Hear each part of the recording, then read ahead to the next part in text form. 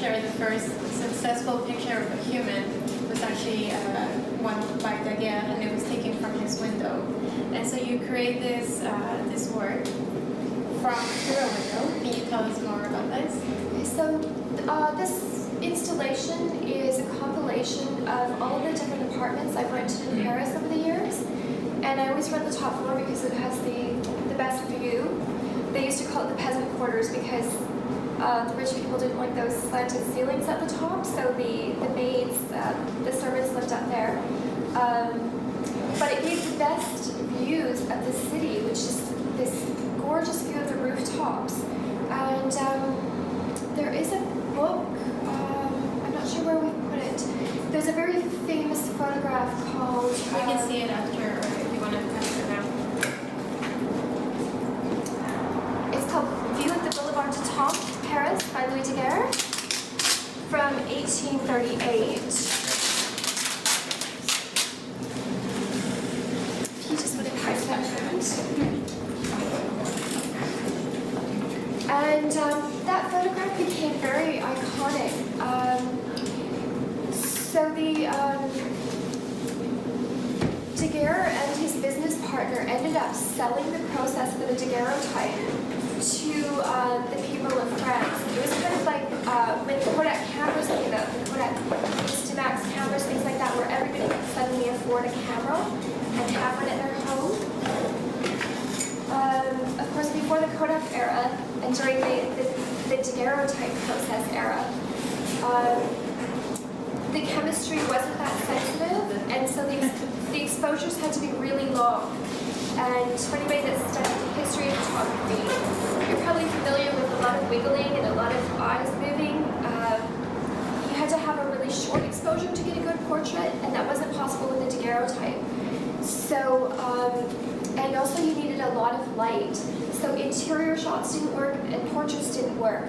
So in your art history and history of photography books, you'll read about how everybody that had those daguerreotype kits would set their cameras and their tripods up on their balconies or at their windows so that they could point it outside and get the best possible view in order to accommodate for the technology at the time.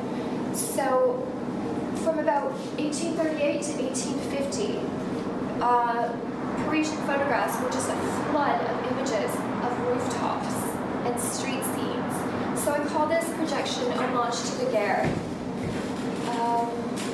And there's a second reason why I do that, and that is because before Daguerre invented the photographic daguerreotype, he was actually working a lot and experimenting with light and optics, and he was doing these theatrical little dioramas where he was creating landscapes using simply fabric, lights, colored filters, and creating sort of landscape paintings where the scenery would change from night to day or from autumn to winter. And so I'm trying to capture that sort of progression in my installation of my homage to Daguerre French doors as well. It's lovely, and I really appreciate how this show really brings together, it's like a real intersection of all your interests that we see coming through your work. So you have the feminist revisionism, you have a different approach to photography. You're using a material that's unconventional, such as the nail polish. Oh yeah, I don't think they think about that too much. Yes, so these works, if we look at them, actually Holly's using nail polish, and perhaps you can tell us more why your interest to this material versus acrylic or any other sort of paint. So my first few years in art school, I was a sculpture major. I didn't really focus on painting, and then I moved into photography. So I never really did develop as an oil painter or an acrylic painter. However, just being raised with traditional female, with the traditional feminine roles, I was taught to paint my nails once a week before my week began. So I've been painting my nails once a week, 52 weeks a year for probably 25 years. so it just sort of made sense to me that this was my paint medium. And also, these philosophers that I'm quoting here are insufferable misogynists. And so this is kind of my way of giving them the finger and sort of reclaiming their texts. And another point about this is also, when I was reading their works, I thought they were brilliant. I just wasn't sure how I fit into it. So I found myself sort of self-editing when I read something that I think, okay, I know I can learn something from this, but it's all about man and men and mankind and the male genius. I have to sort of edit in my head and put myself in there. So this is really a product of that editing process. And I'm guessing that, to tell the women here, that you probably find yourselves, even if unconsciously, doing that too, where you're sort of subconsciously editing as you read. Certainly when we're reading about mankind, we sort of have to do that in order to involve ourselves. Definitely. And what do you think is next for your work? I mean, now that you've been leaning more towards speaking for women instead of just yourself, being a bit more political, what is next? What do you see happening in your work next? I'm really interested in my text-based work right now, and just, again, in branching out more as an artist than as a photographer. Content has always been more important to me than than material or medium. And I think just given the really dynamic and chaotic political turmoil that we're finding ourselves in, I find it hard to focus on anything other than politics right now. I think it's too self-indulgent to be thinking about the aesthetics of painting or say something more decorative. I think that this is a really important time that we need to speak up. And as an artist, that's the best way that I can think to do that. I think that our democratic values are really being threatened right now, not just as women, as men, as minorities, as you name it, and your time will come when you'll feel your own rights being threatened. And I think the French have been really inspirational. They basically practically invented the art of protest. I like to say that protest is their national sport, their national favorite pastime. Every time I go to Paris, there's some kind of demonstration going on. There's police getting riot gear on, and I'm like, oh. At first I'd be like, oh my God, what's happening? And then I realized that, no, it's Sunday afternoon. You know, It is important to speak up. It's what we do. And on that note, I've been asking a lot of questions. I wonder if anybody in the public would like to speak up as well and have any sort of question about Holly's work, anything that comes to mind, something that we haven't addressed, and we're happy to answer. Holly, I wanted to mention that I think, was it your previous show here or the one before that, where you were actually taking the persona of Marie Antoinette, and you were trying to kind of very personalize perhaps something that would be out of history into your kind of persona. And that particular photographic practice that you were working on was extremely, how shall I say, exacting. It had a sense of astonishment about it because of all the different layers. And you had quite a lot of success with that work. What happened? What happened? I guess I pulled away a little bit from self-portraiture. You'll notice my repressions series at Turn Off Fine Art, I cut my head off, figuratively speaking, because I've often been criticized as being narcissistic or having my work being all about me. So I wanted to make it more about creating work where any woman could place herself into my shoes or into my body. I've also been dealing with a lot of physical illness that kind of drew me out of that and into something more personal. And as I've come to grips with that, my work has evolved. My art's a great escape for that. But so you were touching on the idea of what I did with the persona of Marie Antoinette, and that's something really important that I'm continuing here. I didn't think about it at the time as being labeled as such, but that was my first body of work in feminist revisionism. And what I mean by that is I revisited this historical character that had really been villainized, and I tried to humanize her. And I spent about 2 years pouring through video documentaries, reading books, visiting Versailles, to learn more about her. And I learned that there was really some positive character traits to her. One thing that a lot of people don't know is she was really very interested in the philosophy of naturalism. So two of the biggest French philosophers that were prominent during the Enlightenment era are Voltaire and Rousseau.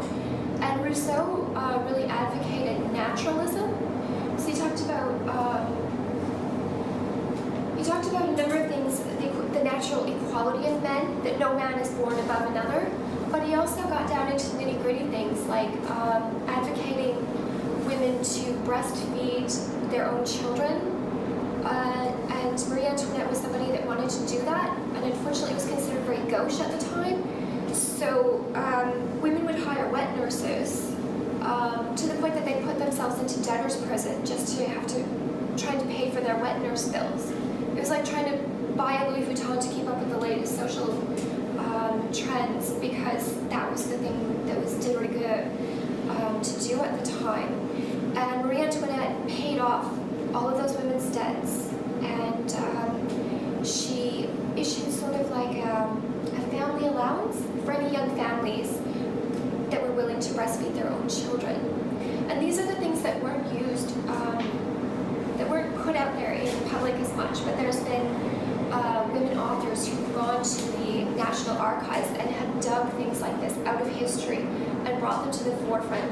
And that's really what feminist revisionism means. I think a lot of people might be put off by the term. They might think that what it means is trying to rewrite history. It's not trying to rewrite history as much as to illuminate things that were overlooked in the past. And that's what I'm doing as I'm looking into the heroines of the French Revolution. I am working on a series about them as well. I wanted to look not just at the wealthiest and most iconic women from that time period, but I also wanted to look at the intellectuals and the peasant women. And I'm just having a bit of trouble with that, because if you were a peasant woman, there's no way that your clothing was kept for posterity for the next 250 years. So I have to, these projects, I'm not like Jeff Wall or Rodney Graham. I don't have a whole crew working with me for costuming, lighting, set design, photography, digital imaging. It's all a one-woman production in my studio, where I'm taking photos from France and taking photos of myself in my studio, and I'm combining them. So I've got about 5 or 6 of these women that I am trying to produce a series on, and trying to gather historical costumes and wigs and things like that as much as I can. And it's really interesting to see the different perspectives of these women, depending on their sort of income level and their place in class and society, and how they attacked or what their MO was, whether it was throwing salons where intellectuals of the day would meet and gather to discuss themes of the revolution or the Enlightenment, or marching in the street and causing all kinds of turbulence, even fistfights in the street. And I think we see that now, and some of you have been over to my studio for little soirees where I try to host these sort of salons, if you will, and bring together your friends for wine and talk about art and culture and travel. So my work is sort of headed in that that direction. One way or another, it's going to be political until we get the Trump administration out and a little bit more of a hold on stability in our democratic systems. Anik? What kind of response are you getting, say, from in Paris, let's say, on your posters, for example, on the street during protests, and maybe by art people, art public in France, say, or in Paris in particular? Do you want to answer that? Sure. I think especially your posters, liberté, égalité, sororité. Liberté, égalité, sororité are actually, it's actually a theme that's been, I don't know if we can attribute it to Holly or not, but the first time I heard this term was from her. And we do see an embracement of women in France of this. I don't see any negative take yet. No, I would hope positive. Yeah, rather of than course, negative. it's something to embrace, right? It's I think supporting one another as a woman or even men to women is really important. So it's definitely well taken, well embraced. And you actually took these posters out here in Vancouver? Or was the last time? This was, so I use these posters at the Women's March in Vancouver. Yes, you mentioned. I think it's February 18th every year now, there will be a Women's March. But also I took the same slogan to Paris with me in the form of vinyl. And every federal and municipal building there has the motto, Liberté, Égalité, Fraternité. And I would find buildings where I could do a site-specific installation and in a non-destructive manner do street art. They didn't last long. I didn't want to spray paint. I didn't want to be arrested for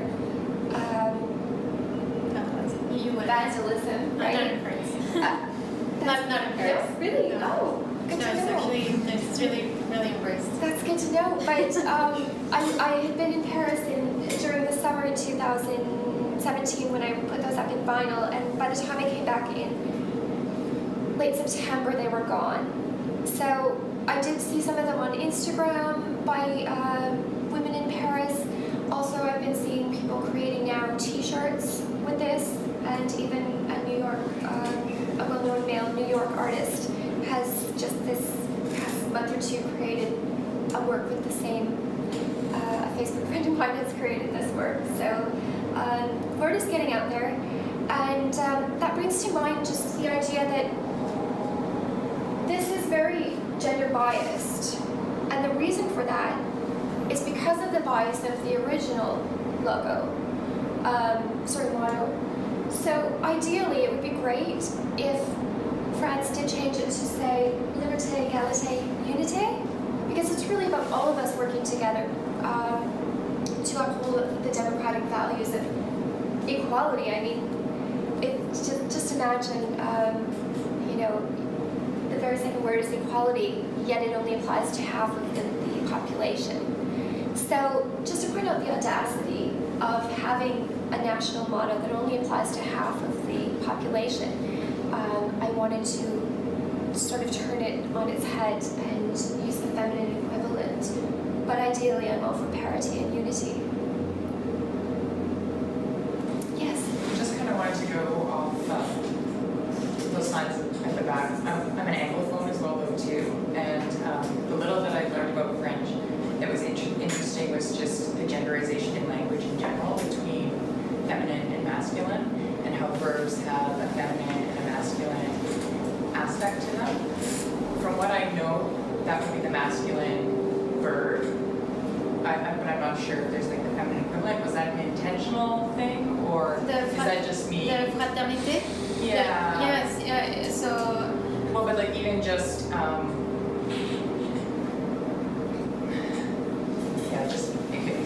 explain Yes, your and I personal think thought. that's exactly what Holly tries to respond to. But not just in the word fraternité being changed for sororité, just the language itself, that is gender. Yeah. So there's a lot of feminine, masculine in the French language, right? With certain, like, this is Everything.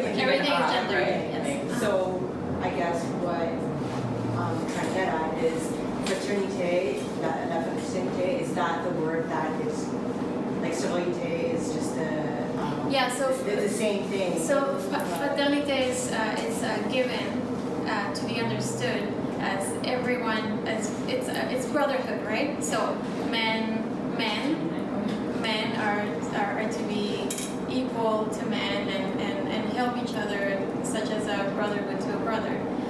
But that is what I believe that's what Holly is responding to, because it's understood that when you just say fraternité, you don't include women in the conversation.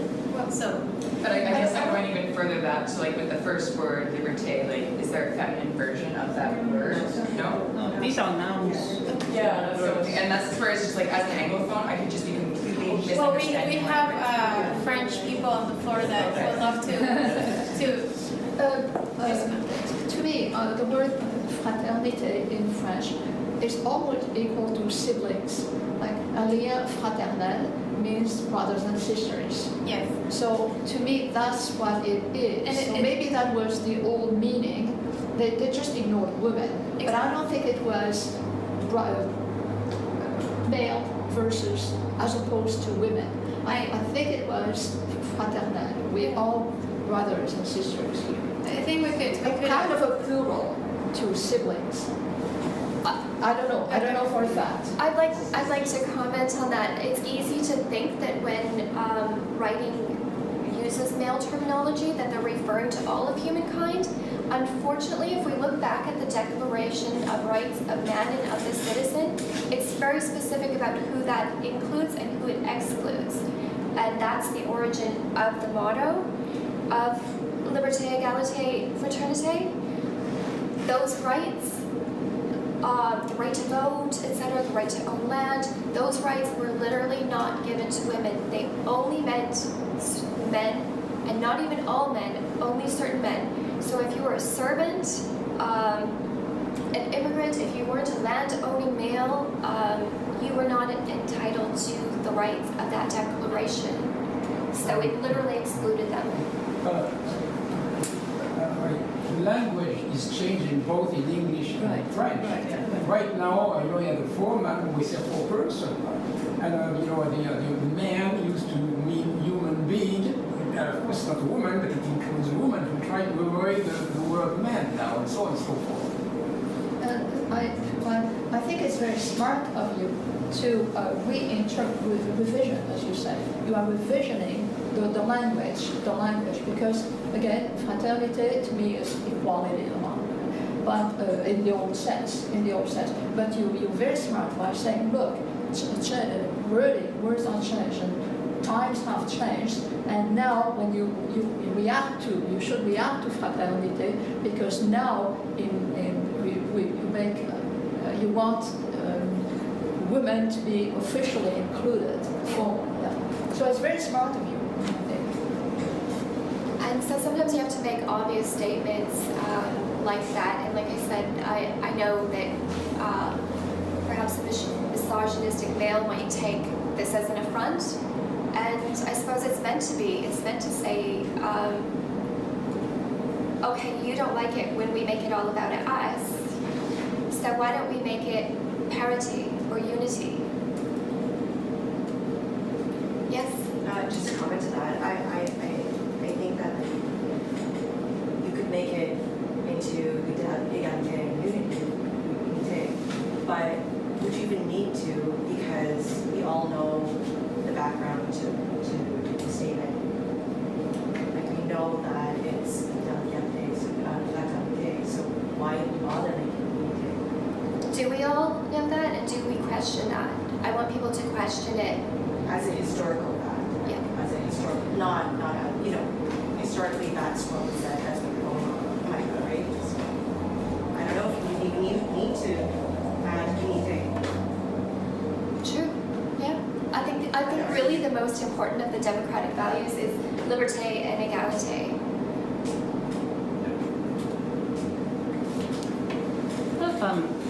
Just more of a, I guess, thinking out loud. When you said that your work is definitely about politics, and given the time we find ourselves, in particularly with North America and the United States, Trump.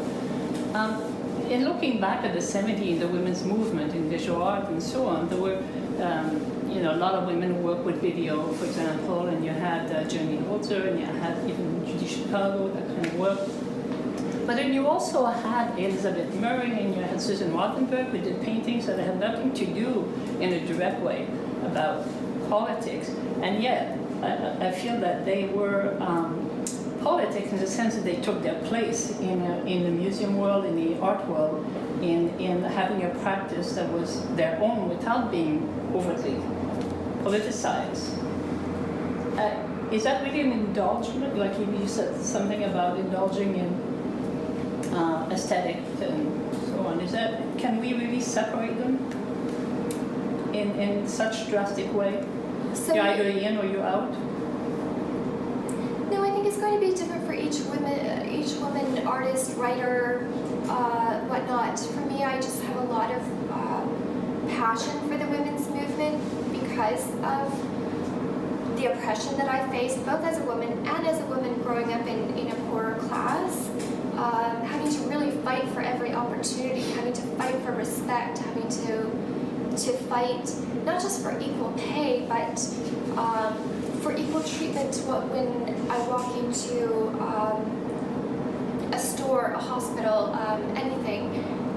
I think there's so much work still to be done and so many unacknowledged issues that I think I owe it to myself and I owe it to my sisters, if you will, to address these issues and to bring them to the public consciousness. Yeah, I guess my. But for other women, if they don't have, problems or issues with that, with in their life, if they're not facing oppression or they've never been abused or sexually assaulted or anything, then that may not be important to them. And it doesn't mean that their work is unimportant. Good for them if they can get through that, but the numbers are so staggering for women that have faced sexual assault, harassment, oppression. I just think it's important, at least for me as an artist, to address. Mm-hmm. Yeah, I'm not so questioning that. I'm just thinking that sometimes women are women who are minority or even as like the First Nation, for example, are forced into making work that is explicitly engaged with those ideas. In a way that is not necessarily something that, in a way, it takes away the artistic freedom. So I guess what I'm trying to, Any thoughts, Miret? I'm trying to understand your question here. Yeah, it's not more of a thinking out loud. Okay. No, I appreciate the dialogue, and that's the reason why we have these talks. Is we want people to get into dialogue, to question their own purpose, their own work, whether you're an artist like yourself or you're a politician, what's important to you and what's most important to be addressing right now? What should we be devoting our energies to, our exhibitions, things like that? Yes, Kevin? Are you inspired at all by the tumult of contemporary France in Europe? For example, the headlines of populism, the shifts in the political status quo, say, in France, and we said there's resonance from the French Revolution, and there's that dynamic. Are you inspired at all to consider work? Because I'm only What's going on there now? I'm only in France about 1 to 4 months a year, so I would like to turn that question over to somebody that knows France and just left Paris. Miret would probably be able to speak better to that. But your question is if her work is inspired. Yeah. Yeah. Well, Does perhaps. that come up at all, or if you have any, if you're inspired in any way by what's going on today? I'm taking a step back and watch approach right now. One thing that has really kind of shaken me is politics on immigration and socialism, because I really truly love France and would hope to live there one day. When the attacks by ISIS started happening in Paris, it shook me to my core. I just crumbled in horror at the thought that places like the Bataclan that I've been at got shot up. So it makes me very angry, and it makes it hard to be passive. It makes me think about how we should be embracing other cultures and helping people to integrate, to avoid these sorts of tragedies happening. And because really what these terrorist attacks are doing is taking away liberty, which is so important to the French culture and something that we enjoy so much. When my partner Marie and I go there, the idea of having a bottle of wine on the Seine and watching the sunset on the river and hearing all these different languages and all these people that are really embracing life, that's something that I don't want to see go away. And yet I'm afraid to go to a concert, I'm afraid to go to a big fireworks display or something like that. And I hope that we can preserve those really essential values that have lent so much to North America and our values here. It's a really tough political time right now, and I'm not sure if I've answered your question, but You have, thank you. Well, thank you very Thank much, you. Holly and Miret.